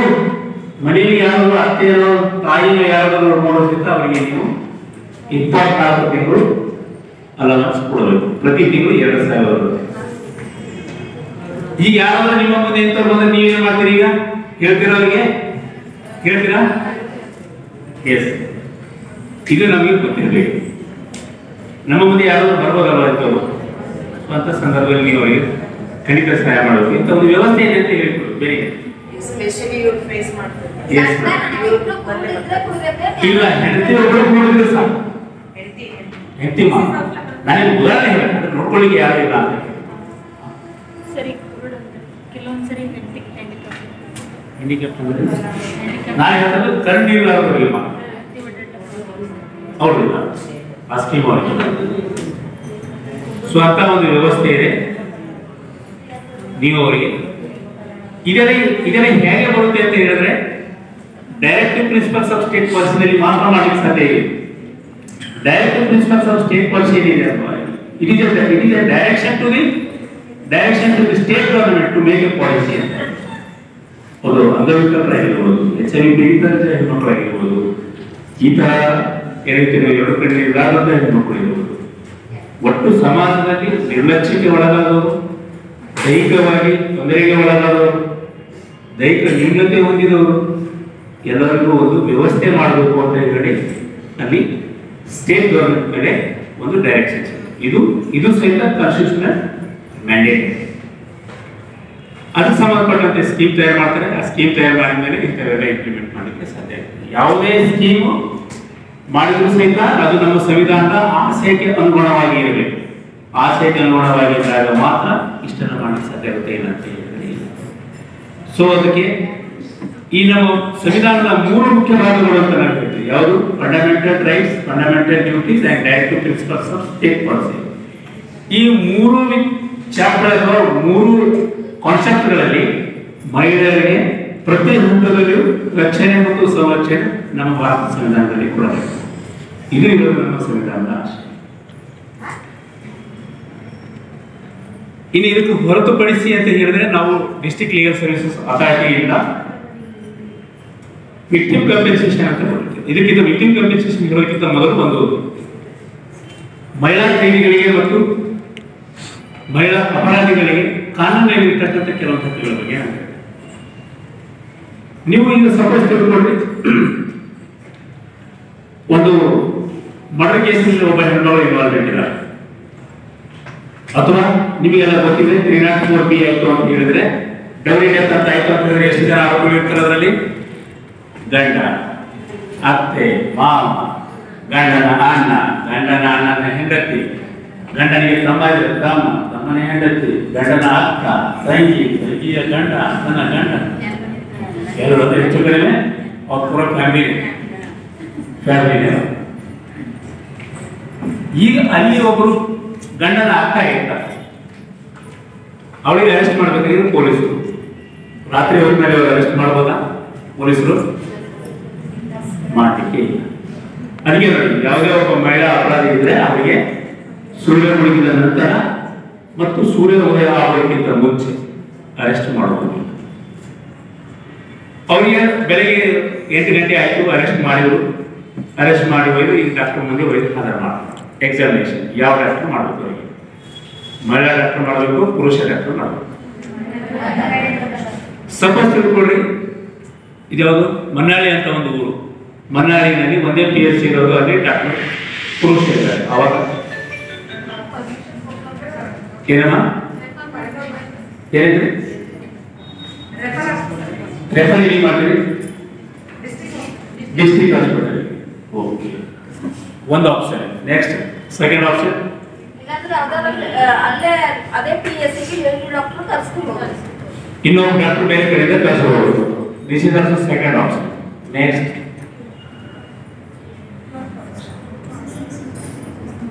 ಮೂರನೇ ಆಪ್ಷನ್ ಇಲ್ವಾ? ಅಲ್ಲಿ ಯಾರಾದರೂ ಲೇಡಿ ಹೆಲ್ತ್ ಸ್ಟಾಫ್ ಎಕ್ಸ್ಪರ್ಟ್ ಇದ್ರೆ, ಈಸ್ ವೆಲ್ ನೋನ್ ಇದ್ರೆ ಡಾಕ್ಟರ್ ಅಂತ ಹೇಳಿ, ಡಾಕ್ಟರ್ ಅಂತ ಹೇಳಿದ್ರೆ ಡಾಕ್ಟರ್ ಬೇರೆ. ಸೊ ಅದಕ್ಕೆ ಮೂರನೇ ಆಪ್ಷನ್ ಏನಿರುತ್ತೆ ಅಂತ ಹೇಳಿದ್ರೆ, ಒಬ್ಬ ಪುರುಷ ಡಾಕ್ಟರ್ ಒಬ್ಬ ಮಹಿಳಾ ಸಿಬ್ಬಂದಿಯ ಸಮಕ್ಷಮದಲ್ಲಿ ಅವರಿಗೆ ಎಕ್ಸಾಮಿನೇಷನ್ ಮಾಡಬೇಕು.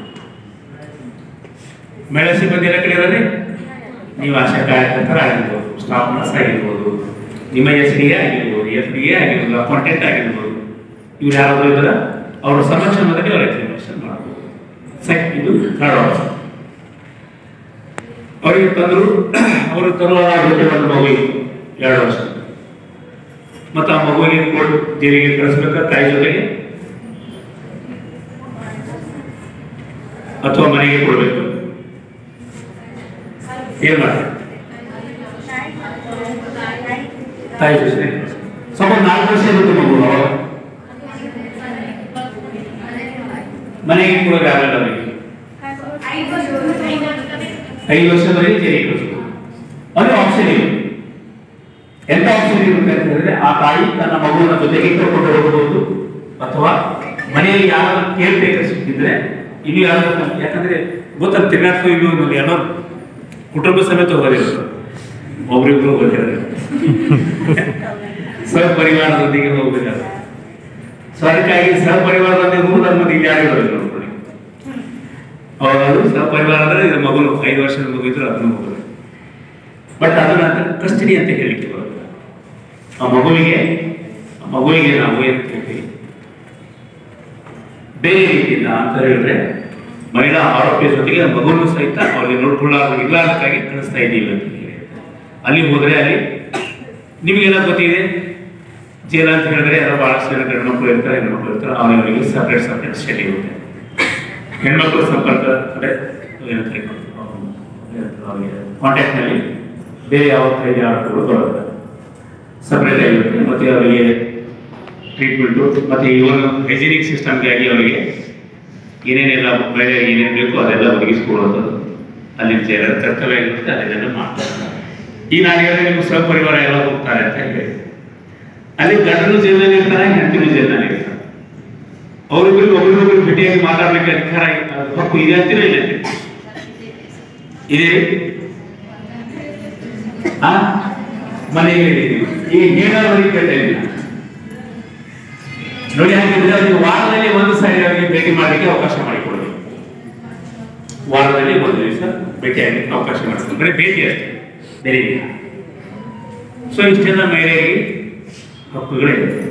ಸಪೋಸ್ ಅವರಿಗೆ ಬೇರೆ ಮೇಲೆ ಬಿಡಬೇಕು ಅಂತ ಸಂದರ್ಭ ಬಂದರೆ ಒಂದು ಎಕ್ಸ್ಟ್ರಾ ರೌಂಡ್ ಇರುತ್ತೆ ಅವರಿಗೆ. ಅವರು ಮಹಿಳೆ ಇದ್ದಾರೆ, ಮನೆ ನೋಡ್ಕೊಳ್ಳೋರಿದ್ದಾರೆ, ಅದಕ್ಕಾಗಿ ಅವರಿಗೆ ಬಿಡಿ ಅಂತ ಹೇಳಿ ನಮ್ಮ ವಕೀಲರೆಲ್ಲ ಕೇಳ್ತಾರೆ. ಬಹಳಷ್ಟು ಸಂದರ್ಭದಲ್ಲಿ ಕೋರ್ಟು ಕನ್ಸಿಡರ್ ಮಾಡ್ತಾರೆ.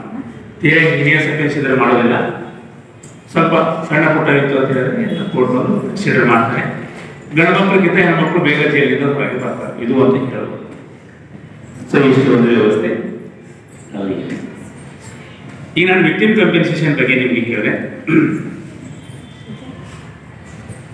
ನಾನು ನಾಲ್ಸಾ ಸ್ಕೀಮ್ ಮಾತ್ರ ಹೇಳ್ತೀನಿ, ಯಾಕಂತ ಹೇಳಿದ್ರೆ ಅದು ಹೆಣ್ಮಕ್ಳಿಗೆ ಸಂಬಂಧಪಟ್ಟಂತ ಕಾನೂನು ಇರೋದ್ರಿಂದ. ಇದು 2018ರಲ್ಲಿ ಬಂತು. ಸಪೋಸ್ ನಿಮಗೆಲ್ಲ ಗೊತ್ತಿದೆ, ಬಹಳಷ್ಟು ಸೊಸೆಯಂದಿರೆಲ್ಲ ಅತ್ತೆ ಮನೆಯಲ್ಲಿ ಏನಿದ್ದಾರೆ, ಬಹಳ ಸಂತೋಷದಿಂದ ಇದ್ದಾರೆ. ಹೇಗಿದ್ದಾರೆ ಅಂತೀರಿ? ಮನೆಯಲ್ಲಿ ಅತ್ತೆ ಮಾವನ ಮನೆಯಲ್ಲಿ, ಗಂಡನ ಮನೆಯಲ್ಲಿ ಹೇಗಿದ್ದಾರೆ? ಬಹಳ ಆರಾಮಾಗಿದ್ದಾರೆ, ತಿನ್ನೋದು ಏನಾದ್ರು ತೊಂದರೆ ಕೊಡ್ತಾ ಇದ್ದಾರೆ, ಆರಾಮಾಗಿದ್ದಾರೆ,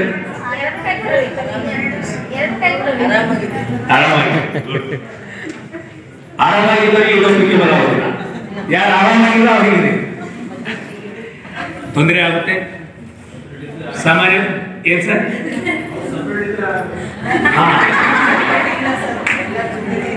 ಇದು ಅವ್ರ ಬೀದರ್ನ ಮೂಲ ಮಾತ್ರ ಹೇಳೋದೇ ಬಹಳಷ್ಟು ಕೇಸ್ಗಳನ್ನ ನಾವು ನೋಡ್ತಾ ಇದ್ದೀವಿ. ಗಂಡ ಬರೋದು ಏನು ಯಾಕೆ ಜಗಳ ಸರಿ ಏನ್ ಸರ್? ಮೊನ್ನೆ ಮದುವೆ ಆಗಿದೆ, ಈಗ ಇವಾಗ ಬೇಡ ಅತ್ತೆ ಮಾವು ಬೇಡ, ಅತ್ತೆ ಮಾವ ಜೊತೆ ನಾನು ಬರೋದಿಲ್ಲ ನೋಡಿ, ಏನು ಮಾಡ್ತೇನೆ. ಓಕೆ, ಇರಲಿ, ಅದು ಅದರ ಜಾಗದಲ್ಲಿ ಇದೆ, ಇಲ್ಲಿ. ಅದಕ್ಕೆ ಈಗ ನೋಡಿ, ಮನೆಯಲ್ಲಿ ಕಿರಿಕಿರಿಯಾಗಿ ಹೆಣ್ಮಕ್ಳು ಏನು ಮಾಡ್ತಾರೆ, ಸಾಮಾನ್ಯವಾಗಿ ತವ್ರ ಮನೆಗೆ ಹೋಗ್ತಾರೆ. ಬಹಳಷ್ಟು ಜನ ಇನ್ನೇನು ತವ್ರ ಮನೆಗೆ ಹೋಗ್ರಿ ಏನು ಮಾಡಿದ್ರಿ ಅಂತ ಹೇಳಿ ಏನು ಮಾಡ್ತಾರೆ, ಹ್ಯಾಂಗ್ ಸುಸೈಡ್ ಮಾಡ್ತಾರೆ. ಸುಸೈಡ್ ಮಾಡ್ಕೊಂಡ್ರು ಅಂತ ಹೇಳಿದ್ರೆ ತಂದೆ ತಾಯಿಗೆ ಮಗಳು ಕಳ್ಕೊಂಡ್ವಿ. ಒಂದೆರಡು ಮಕ್ಕಳಿತ್ತು ಅಂತ ಹೇಳಿದ್ರೆ ಮಕ್ಕಳಿಗೆ ತಾಯಿ ಹೋಯಿತು. ಇಷ್ಟೆಲ್ಲ ಅನಾಹುತಗಳ ಸವಾಲು ನಮ್ಮ ಜಿಲ್ಲಾ ಕಾನಿಸ್ಟೇಬಲ್ ಪ್ರಾಧಿಕಾರದ ವತಿಯಿಂದ ನಾವು ಯಾರಾದರೂ ಲಾಸ್ ಆಫ್ ಲೈಫ್ ಯಾರು ತೀರ್ಕೊಂಡ್ರು ಅವರಿಗೆ ನಾವು ಕಂಪೆನ್ಸೇಷನ್ ಕೊಡ್ತೀವಿ. ಸಪೋಸ್ ಲಾಸ್ ಆಫ್ ಲೈಫ್ ಅಂತ ಹೇಳಿದ್ರೆ 5 lakh minimum, 10 lakh maximum. Suppose ಯಾವುದಾದ್ರೂ ಒಂದು ಮಹಿಳೆ ಮೇಲೆ ಗ್ಯಾಂಗ್ ರೇಪ್ ಆಯಿತು ಅಂತ ಹೇಳಿದ್ರೆ minimum compensation 5 lakh, maximum compensation 10 lakh. Rape ಆಗಿದ್ರೆ ಮಿನಿಮಮ್ 4 ಲ್ಯಾಕ್, ಮ್ಯಾಕ್ಸಿಮಮ್ 7 ಲ್ಯಾಕ್. ಮತ್ತು ಲಾಸ್ ಆಫ್ ಲೈಫ್ ಮಾಡ್ತಿರ್ತೀವಿ. ಕೆಲವು ಸಾರಿ ಹೆಣ್ಮಕ್ಳು ಬೆಂಕಿಯೆಲ್ಲ ಹಚ್ಕೊಂಡಿರ್ತಾರೆ, 80% ಬರ್ನ್ ಇಂಜರಿ ಇರುತ್ತೆ, ಬದುಕೋದು ಬಹಳ ಕಷ್ಟ, ಆದರೂ ಬದುಕೋದಿರ್ತದೆ, ದಾರ ಕಟ್ಟಿ ದೈವಬಲ ಇದು ಹೆಚ್ಚಿರುತ್ತೆ. ದೈವಬಲ ಹೆಚ್ಚಿದ್ದು ಬದುಕುವುದಂದ್ರೆ ಅವರಿಗೆ ನಾವೇನು ಮಾಡ್ತೀವಿ ಅಂತ ಹೇಳಿದ್ರೆ ಮಿನಿಮಮ್ 2 ಲ್ಯಾಕ್, ಮ್ಯಾಕ್ಸಿಮಮ್ 5 ಲ್ಯಾಕ್. ಮತ್ತು 40%, more than 40% and less than 80% ಇತ್ತು ಅಂತ ಹೇಳಿದ್ರೆ ಮಿನಿಮಮ್ 2 ಲ್ಯಾಕ್, ಮ್ಯಾಕ್ಸಿಮಮ್ 5 ಲ್ಯಾಕ್. ಆಮೇಲೆ ಎಬವ್ 40 ಆ್ಯಂಡ್ ಬಿಲೋ 40 ಇತ್ತು ಅಂತ ಹೇಳಿದ್ರೆ minimum 1 lac, maximum 3 lakh. Suppose 20% disability ಇತ್ತು ಅಂತ ಹೇಳಿದ್ರೆ ಅವು ನಾವೇನು ಮಾಡ್ತೀವಿ, ಮಿನಿಮಮ್ 1 ಲ್ಯಾಕ್, ಮ್ಯಾಕ್ಸಿಮಮ್ 2 ಲ್ಯಾಕ್. ಈ ಥರ ಒಂದು. ಮತ್ತು ಕ್ರೈಮ್ ಅಂತ ಹೇಳಿದ್ರೆ ಕೆಲವೊಂದು ಸರಿ ಏನಾಗುತ್ತೆ, ಜಗಳ ಆಗುತ್ತೆ. ಗಂಡ ಏನೋ ಅದು ಪ್ರೆಗ್ನೆಂಟ್ ವುಮೆನ್ ಇದ್ದಾಗ ಕೂಡ ಅದರಿಂದಾಗಿ ಮಿಸ್ಕ್ಯಾರೇಜ್ ಆಯಿತು ಅಂತ ಹೇಳಿದ್ರೆ, ಮಿಸ್ಕ್ಯಾರೇಜ್ ಆದರೆ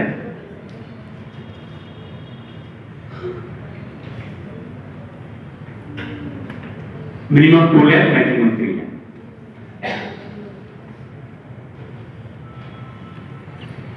ಸಪೋಸ್ ಅವರ್ಯಾರು ನಮ್ಮ ಯೋಗೇಶ್ವರಿ ಮೇಡಮ್ ಕೇಳ್ತಿದ್ರು, ಯಾರಾದರೂ ಹೆಣ್ಮಗಳು in case of pregnancy or rape ಆಯಿತು, ರೇಪ್ ಆದಮೇಲೆ ಅವರು ಪ್ರೆಗ್ನೆಂಟ್ ಆದವರು ಅಂತ ಹೇಳಿದ್ರೆ ಅವರಿಗೆ ಸಹಿತ ನಾವು ಮಿನಿಮಮ್ 3 ಲ್ಯಾಕ್, ಮ್ಯಾಕ್ಸಿಮಮ್ 4 ಲ್ಯಾಕ್ ಕೊಡ್ತೀವಿ. ಮತ್ತು ಆ್ಯಸಿಡ್ ಅಟ್ಯಾಕ್ ಕೇಸ್ನಲ್ಲಿ ಸಹಿತ ಸೇಮ್ 5 to 7 ಲ್ಯಾಕ್, 8 ಲ್ಯಾಕ್ ಇವರಿಗೆ ನಾವು ಸ್ಲ್ಯಾಬ್ ಪ್ರಕಾರ ಅವರಿಗೆ ಕಂಪೆನ್ಸೇಷನ್ ಕೊಡ್ತೀವಿ. ಇದು ಕಂಪೆನ್ಸೇಷನ್ ತಗೊಳ್ಬೇಕು ಅಂತ ಹೇಳಿದ್ರೆ ಕ್ರೈಟೇರಿಯಾ ಏನು ಅಂತ ಹೇಳಿದ್ರೆ, ಒಂದು ಅಪರಾಧ ಘಟನೆ ನಡೆದ 48 ಗಂಟೆ ಒಳಗಾಗಿ FIR ಆಗಬೇಕು, ಅಂದರೆ ರಿಪೋರ್ಟ್ ಆಗಬೇಕು, ಕ್ರೈಮ್ ರಿಪೋರ್ಟ್ ಆಗಬೇಕು. ಕ್ರೈಮ್ ರಿಪೋರ್ಟ್ ಆದ, ಜಜ್ಮೆಂಟ್ ಆದ 1 ವರ್ಷದೊಳಗಾಗಿ ಈ ಥರ ಅಪ್ಲಿಕೇಶನ್ ಕೊಡ್ಬೋದು. ಮತ್ತು ಇನ್ನೊಂದು ಏನಾಗುತ್ತೆ ಅಂತ ಕೆಲವೊಂದು ಸಂದರ್ಭದಲ್ಲಿ C-final ರಿಪೋರ್ಟ್ ಅಂತ ಹಾಕಿರ್ತಾರೆ. ಒಂದು ಅಫೆನ್ಸ್ ಆಗಿರುತ್ತೆ, ಯಾರು ಮಾಡಿದ್ದಾರೆ ಅಂತ ಗೊತ್ತಾಗೋದು, ಆರೋಪಿ ಸಿಗೋದಿಲ್ಲ. ಅಂಥ ಸಂದರ್ಭದಲ್ಲಿ ಏನು ಮಾಡ್ತಾರೆ, C-final ರಿಪೋರ್ಟ್ ಹಾಕಿ ಕ್ಲೋಸ್ ಮಾಡ್ತಾರೆ. C-final ರಿಪೋರ್ಟ್ ಹಾಕಿ ಕ್ಲೋಸ್ ಮಾಡಿದ್ರೆ ಸಹಿತ ನಾವು ಇದೇನು ಸ್ಲ್ಯಾಬ್ ಇದೆ, ಸ್ಲ್ಯಾಬ್ ಪ್ರಕಾರ ನಾವು ಕಂಪೆನ್ಸೇಷನ್ ಕೊಡ್ತೀವಿ. ಕೆಲವೊಂದು ಸಂದರ್ಭದಲ್ಲಿ ಕೇಸ್ ರಿಜಿಸ್ಟರ್ ಆಗಿರುತ್ತೆ, ಫಾಲ್ಸ್ ಅಂತ ಹಾಕಿರ್ತಾರೆ. ಫಾಲ್ಸ್ ರಿಪೋರ್ಟ್ ಅಂದರೆ B-final ರಿಪೋರ್ಟ್ ಹಾಕಿರ್ತಾರೆ, ಅಂತ ಯಾವುದೇ ಇನ್ಸಿಡೆಂಟ್ ನಡೆದಿರುತ್ತೆ ಅಂಥ ಸಂದರ್ಭದಲ್ಲೂ ಕೊಡೋದಿಲ್ಲ. ಮತ್ತು ಇನ್ನೂ ಕೆಲವೊಂದು ಏನಾಗುತ್ತೆ ಅಂತ ಹೇಳಿದ್ರೆ, ಕೇಸ್ ನಡೆಯೋದ್ರ ಬಗ್ಗೆ ಹೇಳ್ತಾರೆ, ಕೇಸೆಲ್ಲ ರಿಜಿಸ್ಟರ್ ಆಗುತ್ತೆ ಘಟನೆ ಬಗ್ಗೆ, ಆದರೆ ಒಂದು ಕೋರ್ಟ್ ಮೇಲೆ ಬಂದು ಹೇಳೋದು, ಕೋರ್ಟ್ ಮೇಲೆ ಬಂದು ಬೇರೆ ಹೇಳ್ತಾರೆ. ಏನಂತ ಹೇಳಿದ್ರೆ, ಸಪೋಸ್ ಈಗ ಸುಸೈಡ್ ಕೇಸ್ನಲ್ಲಿ ಹೇಳೋದ್ರೆ ಏನು ಹೇಳ್ತಾರೆ, ನಮ್ಮ ಮಗಳಿಗೆ ಹೊಟ್ಟೆ ನೋವು ಇತ್ತು, ಬಹಳಷ್ಟು ಹೊಟ್ಟೆ ನೋವು ತಾಳಾದ್ರೆ ಆತ್ಮಹತ್ಯೆ ಮಾಡ್ಕೊಂಡು ಹೋಗುತ್ತೆ ಅಂತ ಕೇಸ್ನಲ್ಲಿ ಕೊಡಲಿಕ್ಕೆ ಬರುತ್ತೆ. ಮತ್ತು ಬಹಳಷ್ಟು ಕೇಸ್ಗಳಲ್ಲಿ ಸ್ಟೋವ್ ಬ್ರಸ್ಟ್ ಆಯಿತು, ಬೆಂಕಿ ಇರ್ತದ್ದು ಸಾಕು. ಅದಕ್ಕೆ ಒಂದು ಇಂಟ್ರೆಸ್ಟಿಂಗ್ ಬಾಯಿ ಜೋಗಿದೆ ನಾವು ಏನಂತ ಹೇಳಿದ್ರೆ, ಎಲ್ಲ ಸ್ಟೋವ್ಗಳೆಲ್ಲ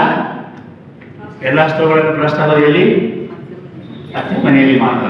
ತಾವ ಮನೆಯಲ್ಲಿ ಇವರಿಗೆ ಅವ್ರ ಸ್ಟೋವ್ ಬ್ರಷ್ಟೇ ಆಗಿಲ್ಲ, ಯಾಕೆ ಇರಲ್ಲ. ಸರ್ಕಾರಿ ಇಂಥ ಸಂದರ್ಭದಲ್ಲಿ ನಾವೆಲ್ಲ ಕಂಪೆನ್ಸೇಷನ್ ಕೊಟ್ಟಿರ್ತೀವಿ. ಏನು ಅಂತ ಹೇಳಿದ್ರೆ ಅವ್ರಿಗೆ ನ್ಯಾಯ ಸಿಗಲಿ. ಇಲ್ಲಾಂದ್ರೆ ಏನಾಗುತ್ತೆ, ಸಪೋಸ್ ಕಂಪೆನ್ಸೇಷನ್ ಕೊಟ್ಟಿಲ್ಲ ಅಂತ ಹೇಳಿದ್ರೆ ಏನು ಮಾಡ್ತಾರೆ, ತಂದೆ ತಾಯಿ ಆದವರು ಹಳೆಯ ಜೊತೆ ಕಾಂಪ್ರಮೈಸ್ ಮಾಡ್ಕೊಂಡು ಅವ್ರ ಕಡೆ ದುಡ್ಡು ತೊಗೊಂಡು ಕೋರ್ಟ್ ಮೇಲೆ ಏನಾಗಿಲ್ಲ ಅಂತ ಹೇಳಿ ಸಾಕ್ಷಿ ಇರ್ತಾರೆ. ಅದಕ್ಕೆ ಯಾರಿಗೆ ನ್ಯಾಯ ಸಿಗಬೇಕಾಗಿತ್ತು ಅವರಿಗೆ ನ್ಯಾಯ ಸಿಗೋದಿಲ್ಲ.